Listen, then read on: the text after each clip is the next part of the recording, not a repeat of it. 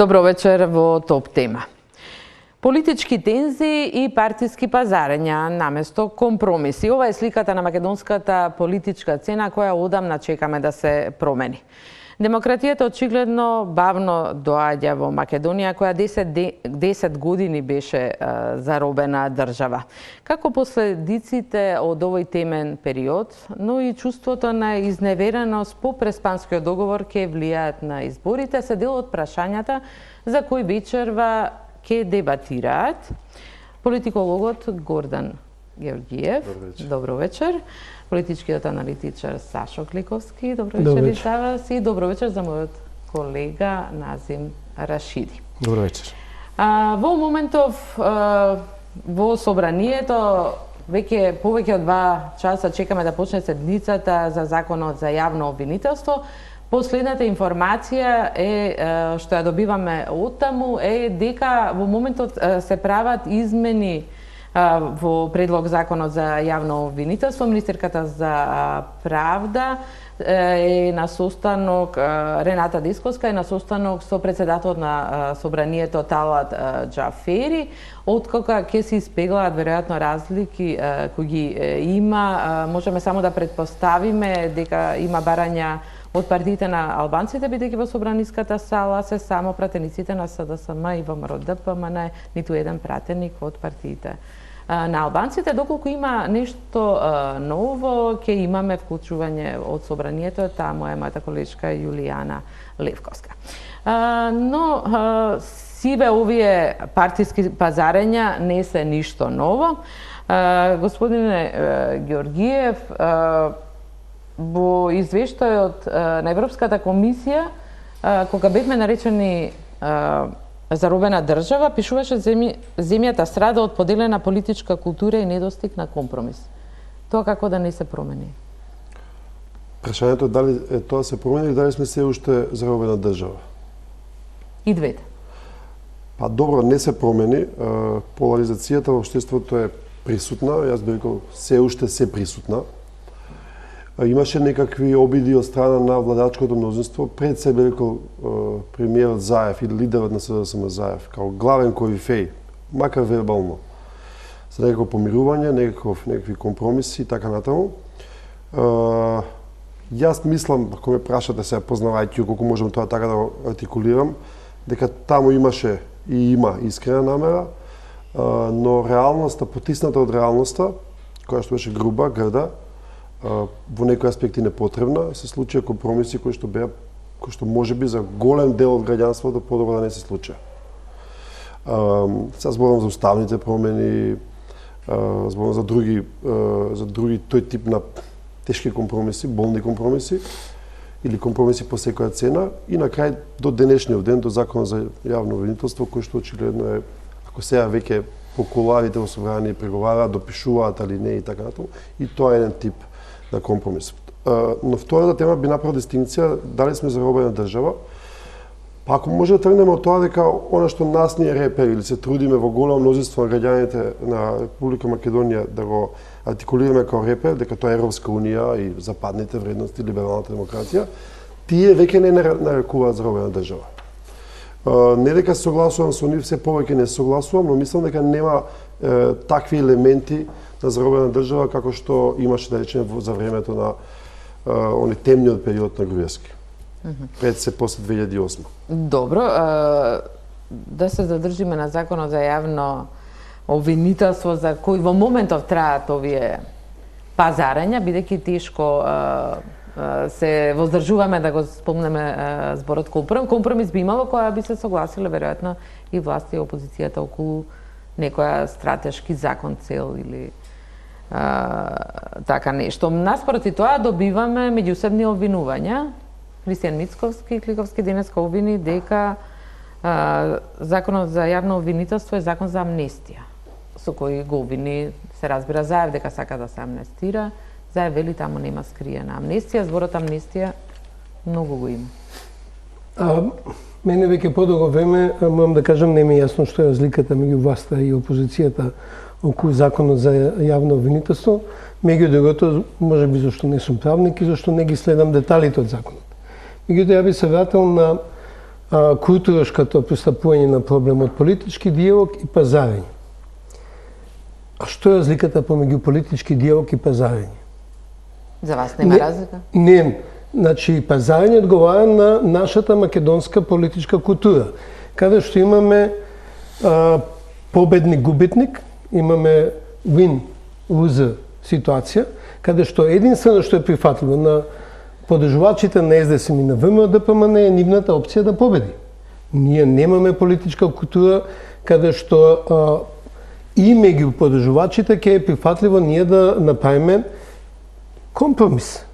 Компромисот генерално не се допаѓа ни на едните и на другите. Мислам дека во основа политичките лидери и од левицата и од десницата во обид да ја задржат поддршката од своите поддржувачи, а сепак да постигнат некаков договор, се обидува да према надвор задржат една риторика која е конфронтирачка, поларизирачка, а сепак да воспостават некоја комуникација да ги донесат работите што се неопходни да се усогласат. Зборам генерално, бидејќи ги немам деталите за законот за јавно обвинителство. Само би реферирал дека законот за урбано планирање беше донесен со едногласно, со сите пратеници од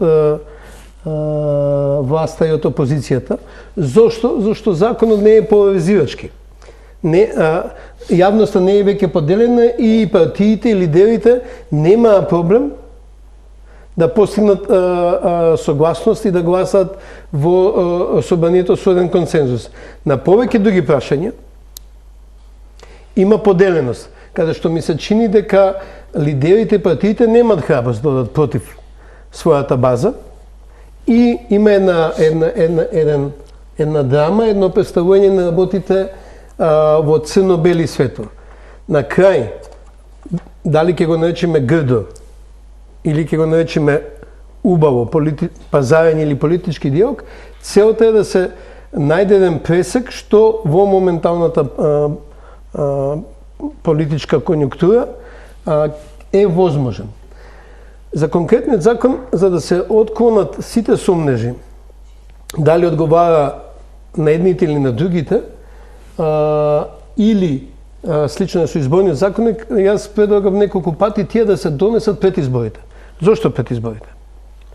Затоа што покрај одредени проекции ќе победи овој или оној, сепак на 3 месеци пред изборите имаме се уште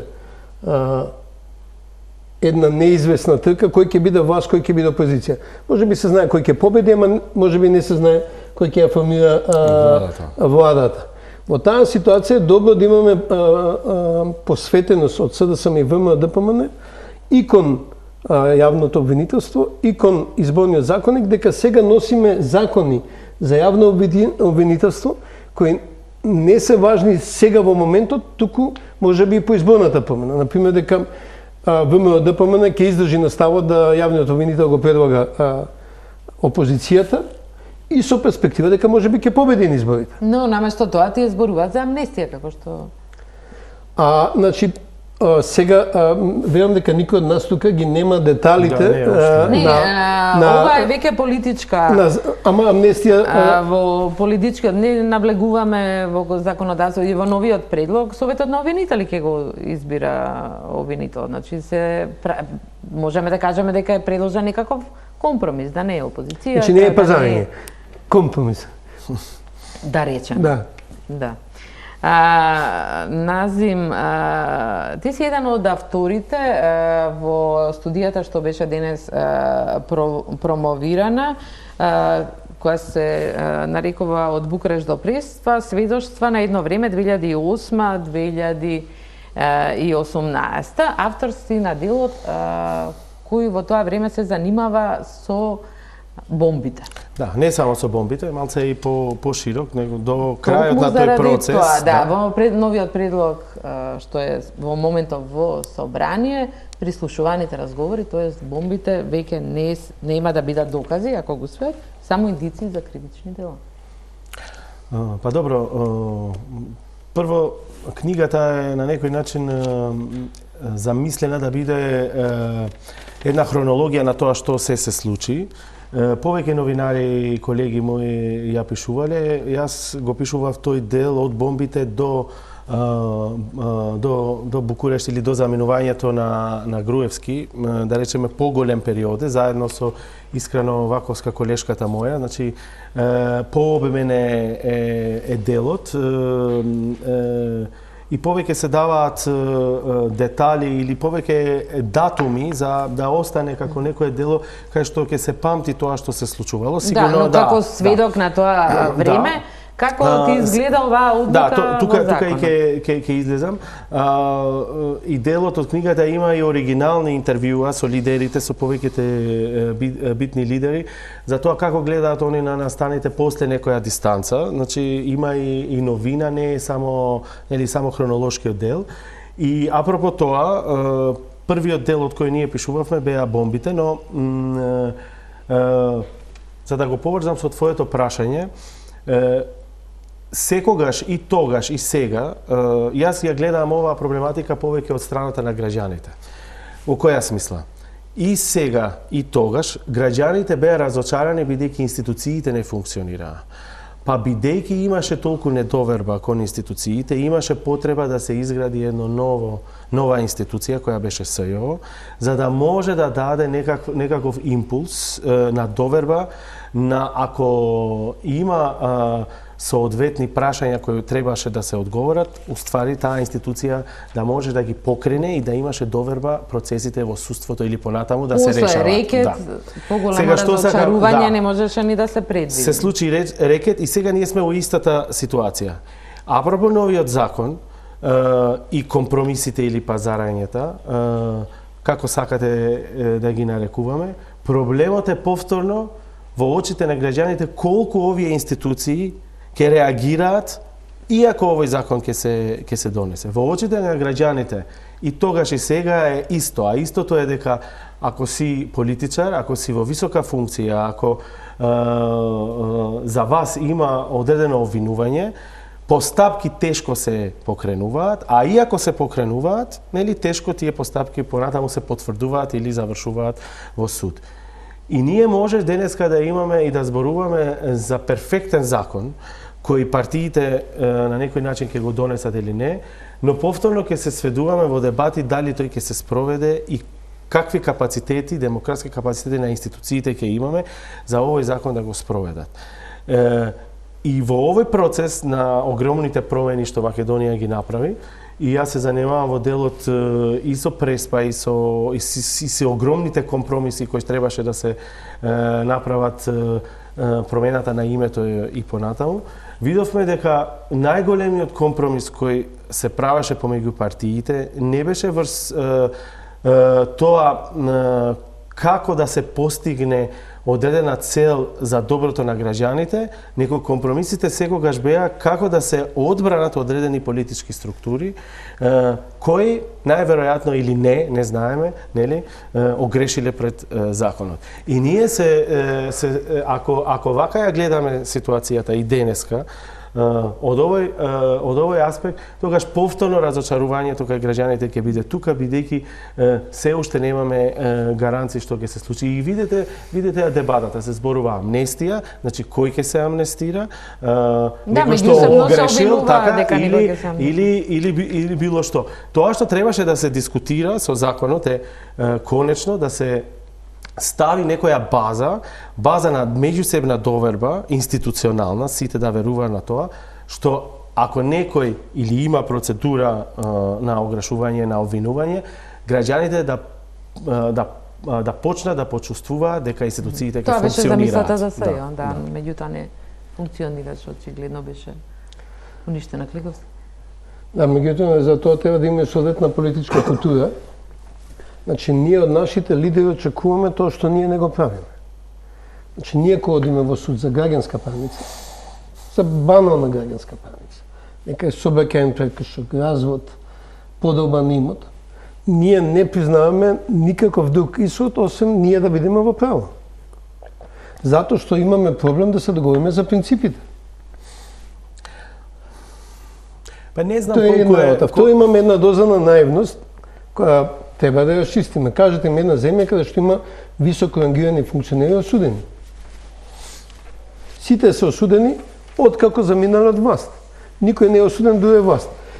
Саркози Добро, испитуван после, Ширак после, Овде Кол немаме после. ниту на тие што заминаа од власт. Не имаме пресуда против Груевски.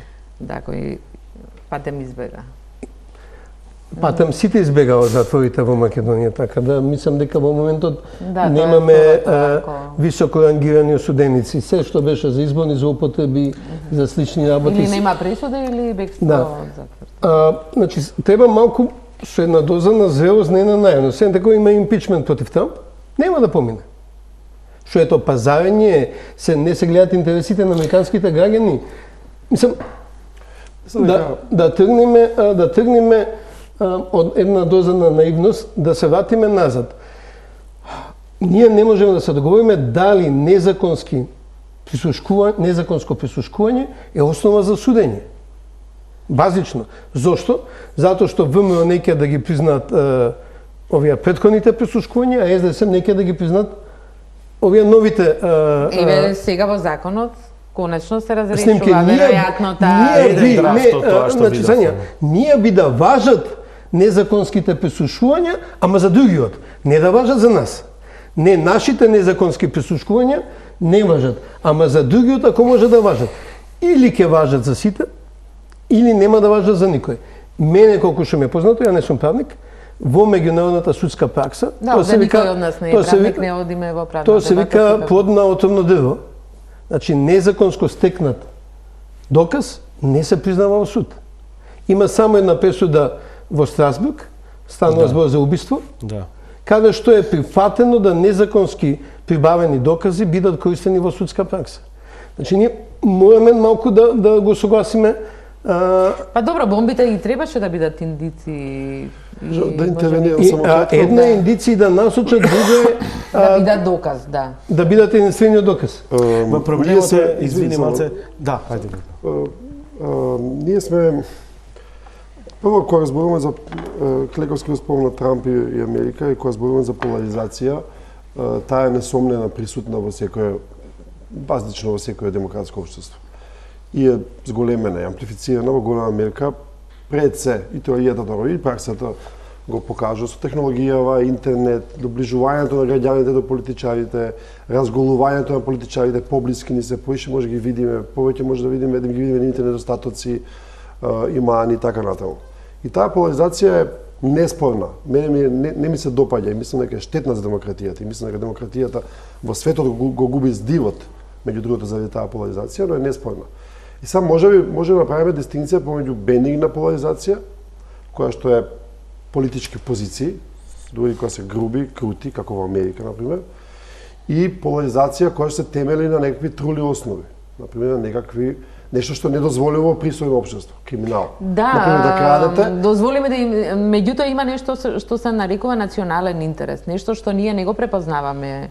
Прашање е дали има нешто се нарекува национален интерес во ваква комплицирана спрега наречена Македонија. Од етнички, од сега античко-словенски аспекти и сите тие подели што има, прашање дали може да артикулираме национален интерес. Бидејќи пола Македонија ќе ви каже ова е национален интерес, сега денеска на темата Преспа, пола Македонија ќе ви каже ова е национален интерес. И тука не можеме баш да бидеме јасни. Од друга страна да не заборавиме и Заев и Мицковски како екстензија на Груевски ако беше на времето. И ова СДСМ, и ова ВМРО се деца на кризата. Тие се родени во кризата. Бомбите беа откочување на некаква голема криза. Ние имавме латентна криза, која што осеќавме како граѓани, заради заробената држава, која што, да речеме, јас се чувствував, но бомбите отворија една отворена, фронтална криза, фронтална борба. Во таа како да речеме сега, шашма некаква околу бомбите и сето тоа што се случуваше. Сите преседани, вклучително и ова СЈО, кој што беше бебе на револуцијата, дете на револуцијата, недоносено, недоквакано, со многу килови бабици така натаму, се случија преседани. Македонија е држава која што ако се погледнете дека на нас во последните 10 години, ќе видите дека тоа е држава на преседани.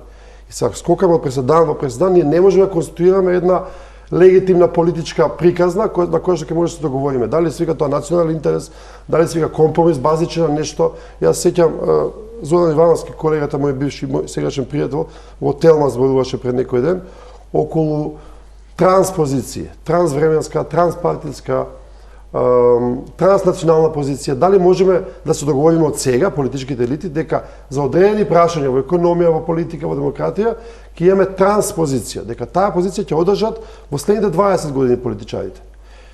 Тоа изгледа невозможно сега. Имаме избори на Изборите се банални во однос. Ништо нема решено на крај крај. Тоа истото што го спомнав, да договориме изборен законник и јавно обвинителство што ќе важи за прекоследните избори, не за овие избори. Па тоа многу лесно се уредува, на Грција го уреди. А добро, ама тука доаѓаме сега па до друг симптом, до друг малигнен симптом, до друг канцер кој што се нарекува потребите или премолчениот консензус помеѓу политичките партии на тема дали сакаме да се реформираме. Тоа е голема тема. Пошто тука произлегуваат после разлог. Од сева ова разбирате дека практично нема вистинска волја. Па земете го изборниот политичка модел, јавна, ако ги гледаме. Земете го изборниот модел, земете го Да, изборниот закони. тука се согласни, тука Зошто се согласни, знаете? Големите партии, Така е, Големата четврка го има монопол. апсолутно. никогаш нема да изгласа.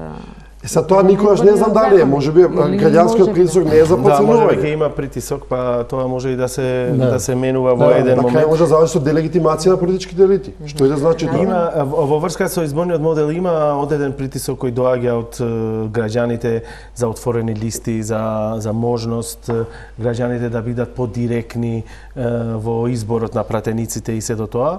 И ако се осети тој притисок, мислам дека сега партиите и политичките партии веќе реагираат на тој притисок. Кога зборуваме за овој закон или за обвинителството, новиот закон, мислам дека тука поради непознавање многу на што се случува, граѓаните и не се многу активни и заради тоа целата реакција, барем реакцијата што јас ја добивам од граѓаните е повеќе можеби поврзана со перцепцијата, но тоа не но и самите политички партии функционираат во перцепција. Они сакаат да креираат перцепција дека се победнички, дека се добри, дека се демократични, нели, и самите политички лидери тоа го прават. Така да, во склоп на ова, перцепцијата е дека тешко е во Македонија да се има правда и ако ја гледаме дебатата, сега дебатата е кој ќе се спаси од политичарите и каков закон ќе донесат за тие да се спасат. И во очите на граѓаните, после се што се случи, мислам дека и емотивниот дел поврзано со политичките партии веќе не е битен. Бидејќи ако имаш моментум каде ти живееш со некаков страф дека ако нешто утре ќе ти се случи, а тоа не може да го решиш или имаш перцепција дека судовите не функционираат, тогаш што ќе правиш тука? Ова е една од причините зашто и луѓето си заменуваат. Ако гледате анкети и разговарате со младите луѓе, е идејата дека ова место не се прави на албански, така се вика кювендук боет. И тоа звучи и дури драматично, бидејќи не дава никаква надеж. Сега во овој момент не го бива, да, не го бива. Во овој момент самите политички партии не може ова да не го земаат предвид. Они мора да функционираат или да размислат и за овој момент на перцепцијата и перцепцијата која е дека да направат институции кои стварно ќе бидат во полза на граѓаните.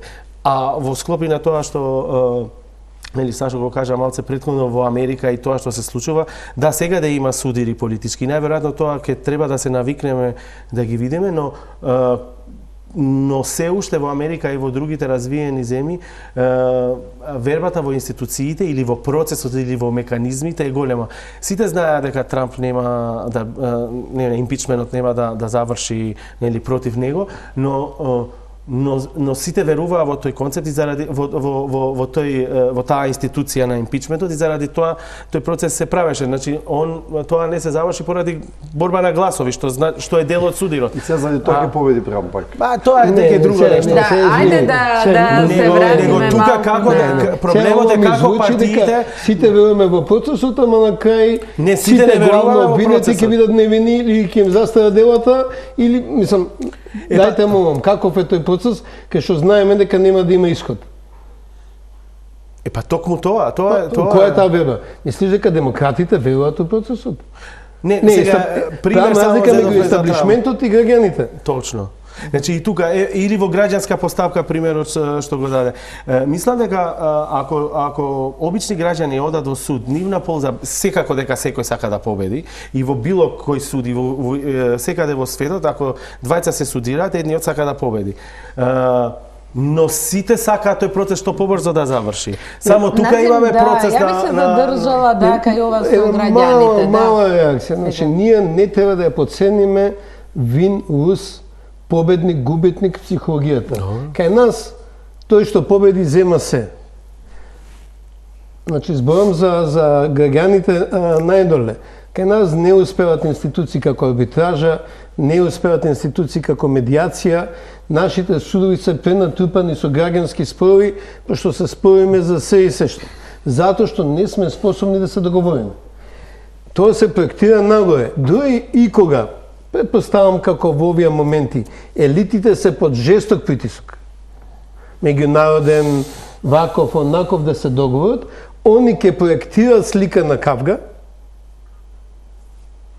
за да ги одржат нашите очекувања да само нашите победат. Јас сакам само моите да победат. Усовно да кажам. И мислам дека ние сме заробени во тој систем, кај што нашите политичари треба да ни ветуваат, живи луѓе дека ќе јадат, што ли веќе ќе прават, пошто само тоа ќе направи нашата страна задоволна и на крај или дека ќе го редигираат преспанскиот договор и ќе исправат неправдата. Еве го Гордан ќе каже за преспанскиот. Јас за дека ќе го редигираат преспанскиот договор. За живи луѓе ја ќе зборам што ќе јадат. Сакам да кажам, значи ние очекуваме да другата страна биде уништена во овој процес. Нашата да биде победничка. И сега прашање тука во една таква политичка култура. Што е реално? Еден дел, мислам дека ќе биде наша обврска да почнеме да збориме за политички диалог место за пазарење. Колку да се непринципиални, тоа е диалог. Не е диалог ова што Трамп им го прави на палестинците и ми спорачува еднократна понуда, еве take it or leave it. На државата доволно проблеми имаме. Насен спомена граѓаните, дека партиите ги слушаат граѓаните, влијанието на граѓаните. Има ли сила кај граѓаните повторно да има некоја шарена револуција? Па нема само шарена револуција. Ова го земам како последното и најголемо што предизвика промена. Груевски беше анкетоман. А во моментот кога анкетите покажа дека 70% од граѓаните се за легализација на медицинска марихуана, за 3 месеци се донесе законот. Од друга страна, еден позитивен пример, ја да признам, пошто Левичарскава публика вика се грешам што ќе кажам, да признам една моја грешка. Ја дента кога се изгласа законот за измените на законот за отпад, јас напишав дека не верувам дека ќе се донесе, пошто имаше двонеделно одлагање и веќе изгуби верба дека собранието. Но притисокот на јавноста беше и медиумите, собранието нема да собере сила, ќе го остави тоа за некој друго собрание.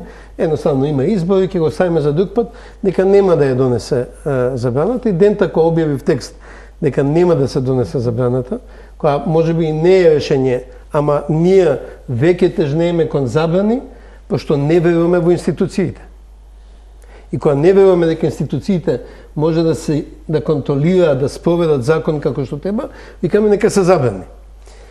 Значи, ете, сгрешив и под притисок. Јавноста сепак има. А овој момент, и не само овој, покажува, и ќе се навратам сега на книгата, дека има одредено, да го потребиме тој збор, од заробување.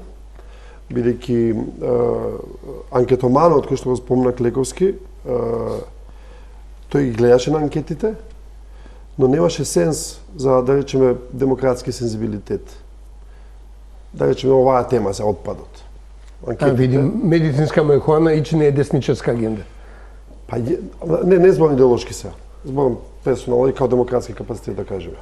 Она што го нарекуваме, колку иде тешко да се каже, поголема слобода на изразување на било што, е некаков прогрес во општество, иако таа не се вачка на леп, слободата, полесно се препознава кога немате колку имате, не ја цените кога имате, но факт е дека постои.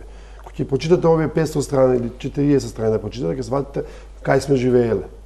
И тоа не е неважна придобивка. Трето е на по-микро ниво, собранието. Мој впечаток е, бидејќи се бавам собранието и проектно и секако, дека собранието покажува една вид на поголема пропулзивност.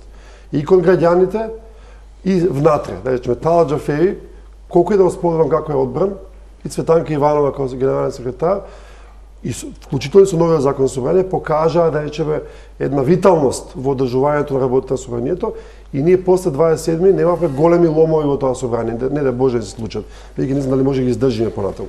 Преголем беше 27 да, сакам да кажам, има некакви пори кои што, но тие не се доволни, вие спомнате револуцијата е неможна, прво нема штоф кај револуционерите, нема револуционерен патос, нема веќе кредо во што да се верува револуционерно. Овие професионални револуционери станаа врескачи по изгубеното време и ние не треба да очекуваме револуција. Доволно ни беа, условно кажано, гочливите или големите надежи или гочливите подови од оваа што е шарена револуција, на која што јас одев секојдневно. Така да дајте малку да се смириме, да видиме што може да направиме по нереволуционерен пат. Па ја не би ги подценила младите, тие што останаа со оглед дека на протестите против загадувањето 80% беа средношколци. И би сакал такви револуции. Студенти, така да такви револуции би сакал да постојат. Не би можеби сосема ја отфрлила таа можност. Многу го спомнуваме зборовите разочарување, како неколку пати сите ги искористивме. Во оваа книга Клејковски сите се согласуваме дека Букурешт беше големо разочарување, меѓутоа и од тогаш почнува она владење на Груевски, кое Европската комисија после пред крајот го нарече создавање на заробена држава и тоа го обработува. Но разочарување има или можеби изневереност и заради Преспанскиот договор, и тоа го гледаме повторно во кампањата. Не. Пред се би сакал, ако може да подигне книгата, да им честитам на авторите дека не, ја имаме и направиле една ваква работа. Значи ние во големом почиваме на вербалните искази и тие траат многу кратко. Многу малку белези пишани оставаме, а од Александриската библиотека, да стигнам до Преспа, од Александриската библиотека наваму не постои подобар начин на пренесување на знаењата, сознавањата од генерација на генерација од пишаниот збор. И ми е многу драго што имаме една ваква општина анализа. Преспанскиот договор секако е траума за многумина во Македонија. Дури за оние што се залагале за компромис, бидејќи едно е да се залагате за компромис, друго е да го доживеете компромисот. Меѓутоа морам да кажам дека Преспанскиот договор повеќе горчина создава со начинот на која власта го спроведува, отколку самиот договор. Значи јас сум еден од тие што имам напишано, значи достапно е на гуглање на интернет, дека би прифатил ерга омнес во дента кога ќе станеме членка на Европска унија. Значи 28-29 членки гласа да станеме, утре дента не примат и договорот е подпишан како Северна Македонија. Јас го имам тоа напишано и е достапно во пишана форма и на интернет. Овој компромис во Преспанскиот договор е еден до два чекори поназад од мојот идеал, дека ние нешто што ни е многу важно, тоа е светото име, би го дале за нешто што исто така не е многу важно, а тоа е членството во Европска унија. Пресекоте, дента кога ќе станеме членка во Европска унија, што би ја намалила шансата и Бугарија и Грција да не уценуваат понатаму, меѓутоа ќе намали шансата да во Холандија победат национал-социјалисти и гласат против било какво проширување. Пошто ние се не мора Грција и Бугарија да не... Франција ќе не блокира. А ние веќе го сменивме името. Што иритира после Преспа? Иритира да во секое, ајде да не бидам вулгарен сега, какво соопштение од владата, мора најмалку 6 пати да биде употребено Република Северна Македонија по една тавтологија. Ако гледате новинарски со пресоопштението и текстот, нема никаква потреба да го употребите зборот Северна Македонија, како што не сме го употребувале зборот филм по 7 пати во текстот. Промената на имињата на институциите се случи неконсултативно, насилно, без соодветни законски промени. Со указ на председателот се менува име на армијата, а законот за армија не променет. Се дават лесни, банални објаснувања зошто се на Македонски народен театар бил етнички. Ја прв пат слушам дека Македонски народен театар е етнички театар, ја мислев дека е национален театар. Значи, еден куп небулози, што и тие поразумните, ако си дозволам да се ставам во поразумните, ме стават во една опозиција, но е нонсенс. Се брза да се стави НМК на табличките, а дали ќе биде НМК или НК, не одлучуваме ние. Има меѓународен борд. Не одлучува ни Македонија ни Грција. А дали не пречи кога официјалните функционери, како министерката Мизрахи, не го користат? Не, еве ќе кажам зошто. Затоа што во Преспанскиот договор има тајминг, има временска рамка. 10 годишна.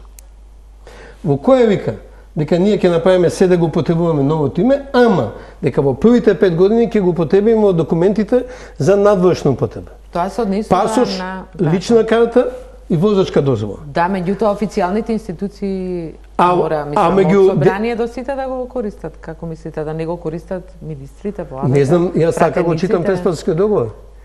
А што ние ќе менуваме меѓу 5-та и 10-та година, ако во првата година све смениме? Ако пишува и за внатрешна употреба, не. Значи, убаво пишува техничка и политичка употреба. Ако ние ги смениме свидетелствата у првиот месец, што ќе смениме 8-та година? Еве, може би, ќе има друга интерпретација. Јас не можам нешто премногу да замерам на овој исказ на Клековски, бидејќи во принцип согласувам дека малку нахални се представниците на владата, особено на почетокот, сега се ретерира предизборно или веќе осватија гласот на народот, дека таквото репетитивно повторување по секоја цена, не знам со која цел, за да влезе вајда во нашите свест, подсвест, умови и така натаму, дека е контраефект, дури има малку еден поданички момент, да кажам, што не ми се допаѓа. Да не забораваме, има една нишка во оваа публикација, која се вика од Букуреш до Преспа, која што е интересна и која што укажува на тоа дека ние влеговме во Преспа без да го абсолвираме Букурешт. Сега ќе се обидам да го објаснам тоа. И тука има сведоштва. Сведоштва на Заев, како влегол, во кој момент влегол, со каков порив, со каков ентузијазам влегол. Практично тој кажува дека јас од првиот момент кога седнав со Ципрас, ако се сеќавате, одлучува ќе се решиме. Уште во Давос. И ние не ги знаеме деталите, како тоа се одлучува од првиот момент. Клика релацијата персонална, не знам. Има сведоштва на видни бивши високи функционери од најблискиот круг на Груевски, кај што има едно благо, помалку благо или грубо оградување од позициите на Груевски визави решавањето на името. Да, тоа се сведочења на Антонио Милошовски и Никола Тодоров. 2008, со име и 2008, процес на ратификација. Реалното урнисување, не од мене кажано, туку од сите чинители, вклучително меѓународна заедница, урнисувањето на позициите на Македонија визави Грција, прашање како изгледало тоа во умот на Груевски тогаш. Не навлегувам. Но од оваа перспектива, да. Ја компрометираше можеби позицијата на Клековски посакувана за некакво ерга омнес име кој ќе влезе во Европска унија. Можеби не. Но, ова што го прави, како се вика, заменичката министерка или министерка, која што по мене е пуштена како гливен гулоб во приказнава, инструирана за да провоцира предизбори на темата Република Македонија, Република Северна Македонија, да се обиде да го ревидира договорот од Преспа од позиција на министер, ќе го потребам паралелата или зборот на Никола Димитров е инфантилно. Затоа што таквото поведение, кога во ситуација кога Заев им го реши проблемот и на ВМРО-вците, а тоа е промена на името, кој што тежеше воз Македонија како големо клатно, И сега на тоа вие да брцате прст во око, кога знаете дека ништо нема да се случи, ни буква нема промените од Преспанскиот договор, е реално инфантилно. И јас искрено би му препорачал на Мицковски да види кој со име и презиме го бутка во таа крајност, бидејќи таа е невозможна крајност. Ние не сме, реалноста е таква, Клековски знае и знаете веројатно колку беше критичен мојот став кон договорот од Преспа. И пишан, и документиран, иако го гласав. Но ваквото поведение на ВМРО, кога некој друг му ги реши проблемите, и сега вие влегувате во некаква радикална дискурс која што нема исходична точка, бидејќи нема, ако победи ВМРО на изборите, нема да смени Преспа, ниту збор ќе промени од договорот од Преспа, е нечесна. И тука се враќам повторно на тие транснационални и трансвременски линии кои што не може да се променат. Кликовски реплика. Јас сум едино да не бидам некој. Значи јас сум сигурен дека ниту збор не може да се смени од Преспанскиот договор, пошто колку што беше невозможно да се стигне до него, ќе биде поневозможно да се смени. Меѓутоа мислам дека може малку подостоинствено да се однесуваме во процесот. Апсолутно согласувам. Гледате, затоа што процесот е омаловажувачки. Значи, не спрема граѓаните. Се менуваат имиња на 150 институции без јавна консултација. Да, добро. Значи, демократијата е запретната работа. Ке имаше секакви различни предлози како да се викат институциите. Меѓутоа, тие што бараат демократија, прифатија да се применуваат работи преку ног, без јавна дискусија, на погрешна основа. Дадов еден пример, има и други такви примери, каде што се сгреши во целиот процес.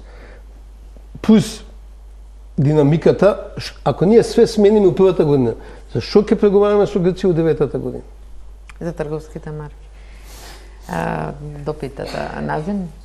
Па добро, дека Преспанскиот договор е договор што во општеството даваше судири, тоа е очигледно, мислам беше очигледно. И ако направиме паралела за тоа и како ја почнавме дебатата, мислам дека токму компромисите што се правеа за Преспанскиот договор токму покажуваат колку е кревко се и повторно правото на некој начин во тој компромис повеќе огрешува, бидејќи за тие моменти се преговараше или се правеше компромиси. Така да во овој контекст мислам дека уште долго Преспанскиот договор ќе биде на момент на дебата или судир во нашето општество. Тука има еден момент, мислам дека албанскиот фактор на некој начин ублажува, бидејќи како и да е со начинот како гласаше или како се однесуваше, мислам дека овој голем судир, меѓумакедонски судир што постои на некој начин можеби албанците и албанските партии општо сите го облажуваат и на некој начин целата дебата можеби или се влијае дебата да биде малце посмирена. Да речеме, не знам колку следите во Албанија каде што има два пола исто така слични и целиот систем е околу две политички партии, политичката дебата е многу посурова, бидејќи нема некој трет елемент кој на некој начин ке можеби таа енергија ќе ја сплоти.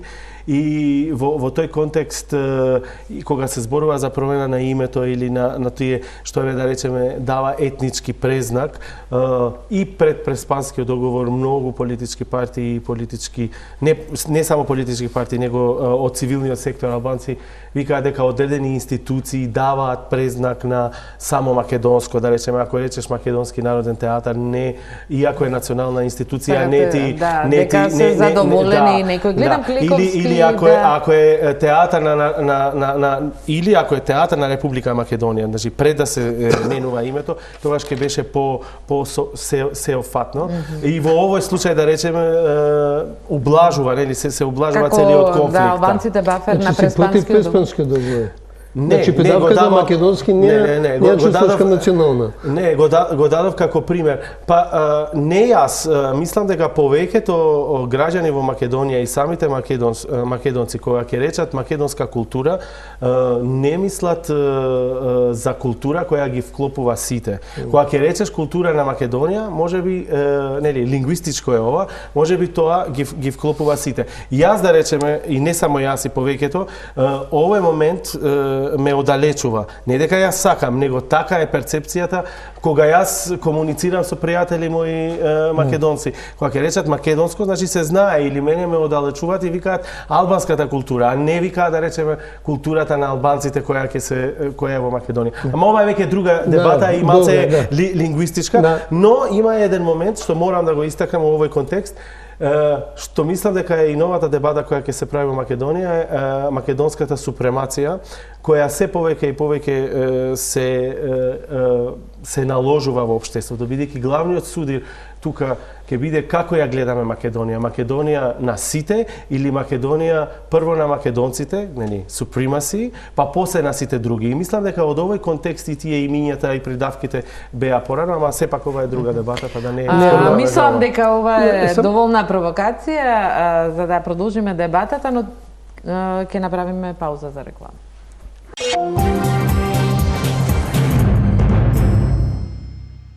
Гледате Топ тема, продолжуваме со дебатата. Назим Рашиди рече дека со Преспанскиот договор е уништена, да речеме, една перцепција до некоја мера за македонска супремација.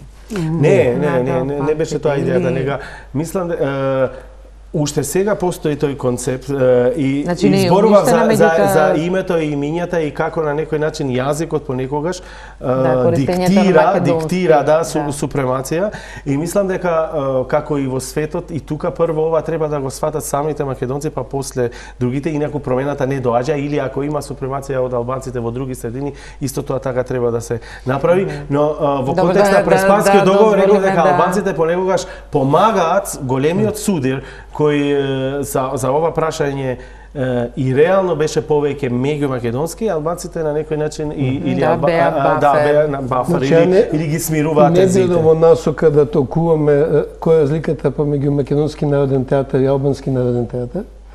Тоа е посебна емисија и веројатно треба и јазично и политолошки да се обработи. Да се вратам, ја мислам дека нема поделеност меѓу македонците за Преспанскиот договор. Ја мислам дека големо мнозинство македонци би го прифатили името Северна Македонија, ако таа промена на името не водеше во нешто. Нас промената на името не доведе во еден куп непринципиални договори, во амнестија за име и изневерено очекување од Европската унија. И нема Европска унија, да бидеме реални, значи ние сите одиме на пазари, ако имаш добар пазар, ќе ја дадеш цената. Ама ние дадовме висока цена, пуф, не добивме ништо. Уште полошо од претходно. Што, НАТО добивме добро. НАТО е геостратешка потреба и требаше американците да се изгурат. Ама не, стварно, долга дискусиката. Зошто нема, на последната анкета што ја гледав,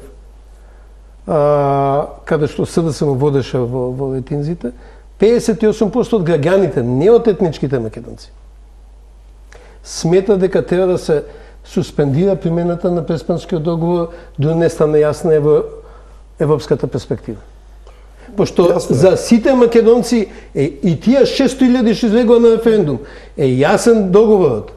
Добро, ако сте ја правеле за членство. Јас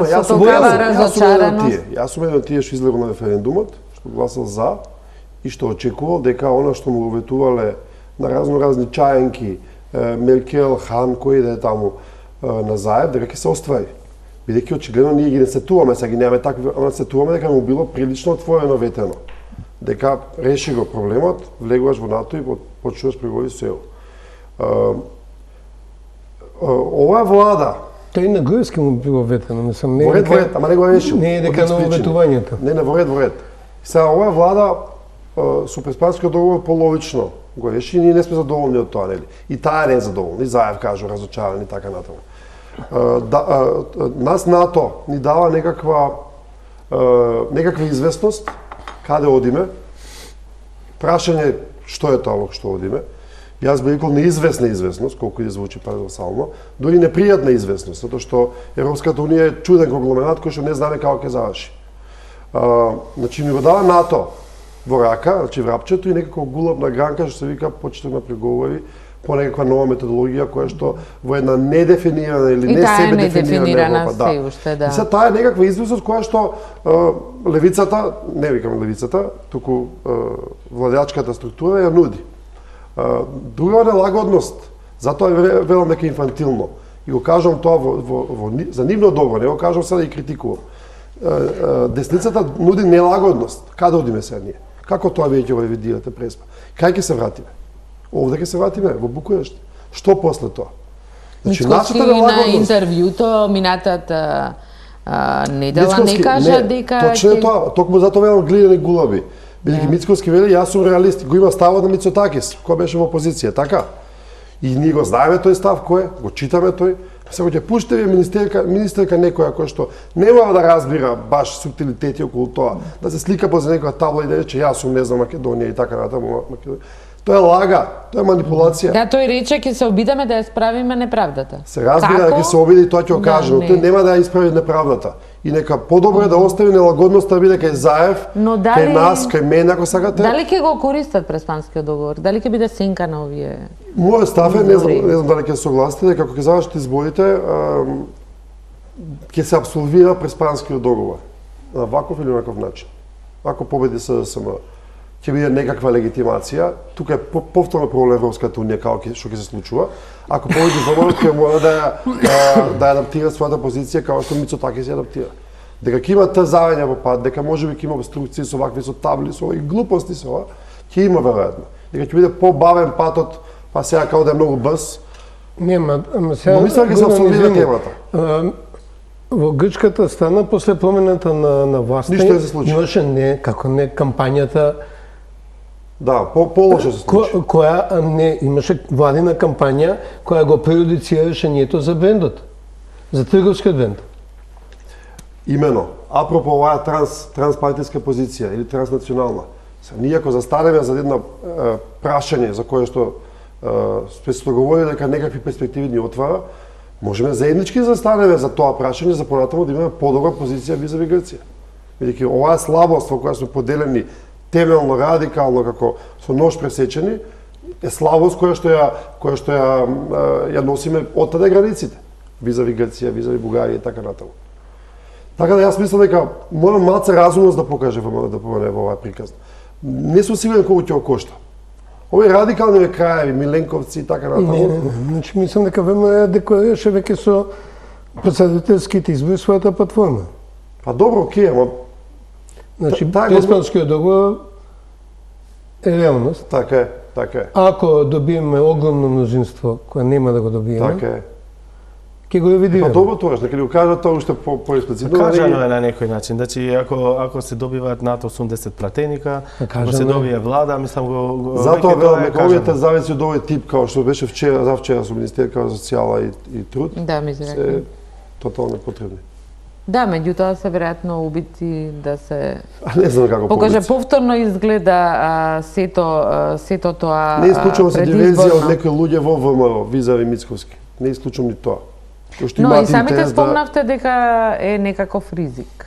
Што? Да се откаже од сите овие или да не го... Може ли да се избере да не се спомнува Преспанскиот договор? Може ли да се одбегне на изборите? На изборите, па веројатно, па тој спласта едно време. Па се јавно обвинителство. Гледате колку ние се бавиме какви теми во предизборија. Тук ќе се појави некако јазикот, албанскиот јазик, па ќе спласта. Не, мислам дека централен интерес на граѓаните е владење на правото. Океј, согласно тоа не е предпоставка договор. Гледам во јавното расположение. Нека ниту ЕУ, ниту Преспа, ниту нека рекет поединечно спомнато, може да има повеќе влијање на исходот на изборите отколку Преспа, ЕУ и слични по стратешки определувања. Па и така треба Клеровски, тоа е вистинската тема. Што владење на правото е тема од сето друго и за да, ви се и појавува за за Европа и сите за анкети, ви се појавува на високо, на прво место, као никогаш претходно што не се појавувало. и загадувањето. И загадувањето, добро, ќе заврши загадувањето у март, ке више нема да има нечист во април воздух и нема ќе да. забораваме до ноември, како што бива. Назим, што ќе биде, дали, како, ако добиеме датум за преговори, многу е известно и навистина се реални шансите, позитивни се француските реакции, ако се уште не официјално. Како ќе се одрази или дали ќе се одрази на исходот од изборите? Па не знам дали ќе се одрази директно на изборот, бидејќи сите граѓани веќе се свесни датумот дали сега во март или друга идеја е дека можеби во јуни, во мај, во јуни конечно ќе биде. Во тие неколку месеци кога и да се даде тој датум, сите граѓани знаат дека влезот во Европска унија ќе трае уште долго и токму се согласувам тука дека веќе други теми се побитни, владењето на правото и ова тема е веќе надетничка, значи сите граѓани се фокусирани на ова тема и исто така неказнивоста. Што е многу што е дел од владењето на правото, поготово нели на високите функционери и тоа веќе ако ќе имаме политичка партија, политичка опција која на некој начин ќе ги убеди граѓаните дека тие ќе ги таргетираат овие две елементи, мислам дека тука ќе биде и најголемата дебата, а исто така според тоа што јас гледам, огромна дебата ќе биде за минувањето на луѓето, поготово на младите и какви мерки ќе се преземат и мислам дека од големиот број на големото разочарување веќе граѓаните нема да се задоволат само со општи, не знам, искази што ќе се направи, него ќе сакаат да политичките партии да бидат убедливи со рокови или со термини, за да може после граѓаните да им кажат дека нели ветивте дека ова ќе се направи за толку време. И мислам дека оваа динамика е многу поостра во албанскиот дел, ако ги гледате медиумите или социјалните мрежи во нели на албански јазик или критиката што им се дава на властите е многу подиректна и со конкретни барања веќе. Сметате дека Дуи ја научи лекцијата откако изгуби многу гласови на минатите избори? Мислам дека сите политички партии, да, секако и Дуи, мислам дека веќе го осеќаат тој голем притисок што доаѓа од големите критики и веќе реториката заради тоа се менува и нели и се вели, да речеме, вокабуларот е еве ветивме и исполнивме. Да речеме, сакаат да ги убедат гласачите дека тоа што е ветено... Добро, тоа нешто, некоја нова реченица. Морам тука Гордан ова е нов момент на некој начин, бидејќи не се во фокус веќе етничките теми, него ова за тоа што е ветено и исполнето, нели, според политичарите тоа што викаат, опфаќа се екологија, вработување и се понатаму. И кај другите партии? Па и другите партии сакаат, да, секако сакаат да бидат по-конкретни во нивните поруки. Кога го споменуваме Дуи, Гордан, морам да прашам, во едно интервју ги сувавте СДСМ дека треба да ја каже збогум на Дуи. Ама отиде тој воз. Отиде одамна. Јас тоа го советував кога мислам дека беше време да се потргне таков потек кој што можеше да ги откочи некои процеси. Вклучително да се баде евентуално ново мнозинство. Но сега гледаме дека добро оди таа работа. Дуи се одлични политички играчи, не го кажувам со иронија.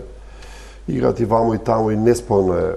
Али Ахмети беше вреден пред некој месец да изјави дека мајскиот договор практично повторно важи.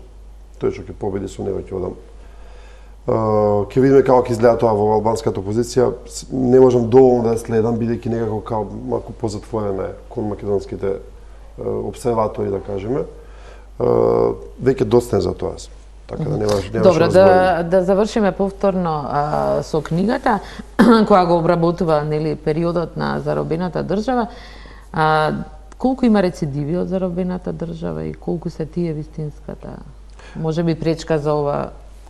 Има рецидиви, јас ќе ви кажам. И зошто остана? Еве, јас ќе го цитирам архитектот Грчев. во книгата кој вели не покажавме храброст да области знаење да го отстраниме архитектонскиот слој, вели од ВМРО ДПМНЕ. Поради тоа сметам дека уште живееме во заробена држава. Еден споменик е острана. Тоа е изјава на Грчев. Грчев не е автор на книгата. Да. И при тоа, ако не се лажам, да ми прости ако се лажам, дека беше и во некаква комисија во Министерството за култура, да. И не го направија тоа. Не се случи тоа. Книгата е, ќе ви кажам зашто во еден аспект е честна. Таа од Букуреш до Преспа го фаќа и дел од после Преспа. Честна е зашто авторите приоѓаат со честна мисла и кон периодот после Преспа. И конвулзиите околу Преспа, но и ова што го нарекуваме остатоци од заробена држава што случуваше после Преспа. И таа нема да им се допадне на радикалните краеви на општеството, не знам. На Миленко нема да му се допадне, на Тричко нема да му се допадне. Но таа е добра, затоа што прави пресекнено време кое што е комплицирано, тешко, кое што е набиено. Вие само да видите хронологијата каква е првите 40 страни, да видите што све сме преживеали. Јас го нарекувам како некој добар трилер на Netflix, кој што го гледаш по следната епизода, возбудливо е. Сфаќате после дека вие сте живееле во тој филм и при тој ве снимале, додека сте го живееле тоа. Така да сакам да кажеме дека е историско сведоштво, таа не е историска читанка, бидејќи сепак историска дистанца е мала и авторите не се историчари, но оваа книга ја стврдам дека после 20 години ќе биде релевантна во смисла да видиме што се случувало, да можеме да раскажеме на нашите деца, па и внуци понатаму, ќе има и други книги се разбира, и да можеме да видиме каде се грешило и колку сме научили лекциите. И јас мислам дека сега да ја прочитаме повторно сега тука да ја читаме ние, ќе видите колку не сме ги научили лекциите. И од времето на Груевски и од времето на Заев. Глеговски, вие спомнате нефункционални институции, зошто не остана, еве, го користам рецидиви на заробената држава пред се во администрацијата, остана практично немаше никакви промени. Зошто политичката елита не владеачките партии не смогнаа сили да ги вратат или да создадат одново институции? Заробената држава не исклучува функционални институции. Не исклучува. Ние во моментот имаме нефункционални институции што не треба да го мешаме со слободна држава. Ние може би имаме повеќе држава што е неспособна да го зароби општеството. Добро, таа беше од партија киднапирана. Значи, зошто бараме забрана за увоз на отпад за согрување? Затоа што никој не верува дека царината, Министерство за екологија, министерството кое не е способно да ги одржува исправни мониторите, мерачите за заградување. Никој не верува која има италијанска мафија од другата страна, дека имаме ние способни институции да спечат. Тогаш бараме забрана. Ама тоа не ја решава авторитарната свест. Ние со забрана решивме еден друг проблем, тоа беше рекламирање на државни институции на медии. Сега многу интересно ми е, овие 2 месеци има реклами на државни институции на медии. Има реклами на Фондот за иновации, има реклами на УЈП за Мој ДДБ. Ама не се финансирани од владата, се финансирани од странски организации. Што е за мене одредено признање дека можеби дел од маркетингот не бил наменет за заробување на државата, туку за информирање на граѓаните. Ние уште имаме проблем да расчистиме што е авторитарно во сите нас, како култура, што е нашата потреба за супремација, дали родова, дали етничка, дали дали генерацијска, а што ќе решиме низ институциите. Меѓутоа, во една таква неспособност наша, поларизацијата јакне, поларизацијата веќе ги разјадува институциите. Ние на суд не одиме, затоа што не веруваме дали ќе имаме ВМРО-вски или СДСМ-овски судија. Зборам, ако е политичка.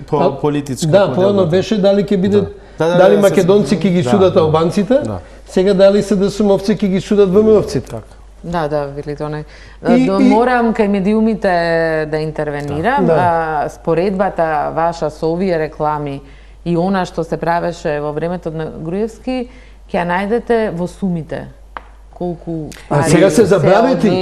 Ама сега се забравите, а ги има. Да. Тука се согласувам, не, меѓутоа влијанието и начинот медиуми зема пари или кој не. Мислам дека не е но соодветно. и тоа е битно да се каже, него мислам дека сашто си во право кога зборуваш за моментот за недоверба. И мислам дека се што се гледа во оваа книга, и тоа што ние сме го доживееле, е недовербата. Недоверба едни кон други, дали тоа било партиски, или дали тоа било интеретнички, или дали тоа било меѓуетнички. И мислам дека тоа што треба да се промени во ова општество е како да се направат меканизми за да се има доверба. И најверојатно правото и правниот систем е првата алка, бидејќи секаков судир кога ќе имаме, сакаме да го решиме и одиме нели во судови, и ако таа недоверба постои тука, можеби после се прилива на секаде, ама се согласувам и со тебе кога викаш дека тоа е можеби и наш менталитет, нели во средината во која што живееме, каде што недовербата е нели дел од нас. Да, дел од нас. Што мислам не го одрекнуваме од тоа, и мислам дека ако за ова зборуваме, можеби е првиот почеток да видиме како понатаму, бидејќи ако ги гледате политичките процеси во Македонија и меѓуетничките, се почна со недоверба. Недоверба кон албанците не веруваа, па после да стигнеме во оваа фаза каде што голем број политичари македонци сега викаат дека сме сгрешиле, и токму сме сгрешиле бидејќи не сме имале доверба на тоа што ни се кажувало, или обратно. Сега може да свртиме. Кусот само една реченица, морам да кажам дека ние ќе се сепуваме во правни решенија, а проблем е духот. Значи, ние имаме меѓу најкомплексните решенија за избор на Совет за радиодифузија, сега се вика Агенција за медиуми. Имаме комплексни решенија за избор на судски совет. Совет на обвинители. Значи, нигде немаме едноставно, значи имаме исклучително компликувани механизми и пак не дава резултат. Затоа што едно е механизмите, друго е контекстот, културата во која и демократичноста која бавно се менува. Последната информација од собранието дека стариот предлог закон оне што го усвои владата синоќа е повлечен. Се подготвува нов предлог закон за јавно обвинителство, значи целава сага продолжува околу јавното обвинителство. Имам едно кусо прашање и очекувам куси одговори, бидејќи сме на крај. Дали кога може да очекуваме од нашиве политичари да покажат зрелост, да добиеме сега или подосна датум да почнат и да работат државата да достигне европски стандарди, макар не се знаело кога ќе влезе во Европска унија. Назим? Па добро, значи датумот беше битен, и ова го кажувавме. Не, прашањето е за политичката зрелост. Да, толку тоа сакам да кажам. Датумот беше битен и ова го кажувавме и нели во разговори меѓу нас или со дипломати, дека ако се даваше датум, во нашата свест тоа ќе беше притисокот зошто политичарите треба да бидат одговорни или што побрзо да ги завршат тие работи што треба да ги завршат за процесот на членство во ЕУ да биде побрзо. Сега ако тоа се одоговлече, ако тоа се одоговлече, мислам дека им леснува на партиите за да имаат притисок. Во тој момент се надевам дека притисокот на граѓаните ќе биде појак за промените да се направат. Јас секогаш имам надеж и секогаш сум оптимиста, никогаш и непоправлив. Значи, законот за урбанистичко планирање и измените на законот за отпад, двата закони донесени со гласови од власта и од опозицијата, ми укажува дека соработка е возможна и дека таа може би некојаш и позади погледите на јавноста е поинтензивна отколку ние што мислиме гледајќи исклучиво тоа страна на екраните. Шансите се еднократни. Ние имаме уникатна можност да фатиме некаков приклучок со Србија и Црна Гора, тоа повеќе пати го нагласувам, а да избегнеме едно друштво каде што уште не се решени уставниот ред и поредок, поголемите прашања како Босна, например. Бидејќи ако не го фатиме сега приклучокот, Другото Што е ќе се случи? Ќе останеме со неа. другото е останување со Косово и со Босна.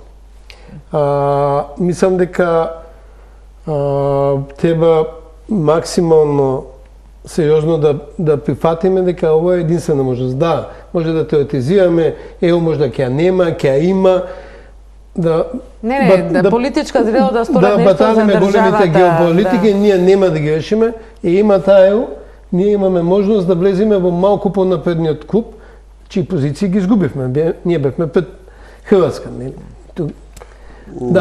Да вратиме една надеж, бидејќи без надеж никој нема да остане тука. Да, јајќи од македонци, не албанци, дека некритичкиот оптимизам е грев кон знаењето, се допаѓа таа максима, нема брзи решенија, нема револуција, има многу матна вода која што треба да истече да се избистри. Јас мислам дека ќе следува еден обсежен процес на делегитимација на политички елити во држава, не на овие избори понатаму. И ќе бидеме, мислам, од трка со времето. Овие прашања клучни за правната држава од една страна и можеби иселувањето или внатрешното иселување, кога се повлекуваме од јавниот живот, кога веќе не се гади од се, да кажеме, и така натаму, ќе бидеме од трка со времето дали ќе влеземе во некаква трасирана патека, ова што кажував Лековски, или ќе се разјадеме внатре, ќе биде безпредметно да разговараме. Еве јас ќе бидам умерен оптимист.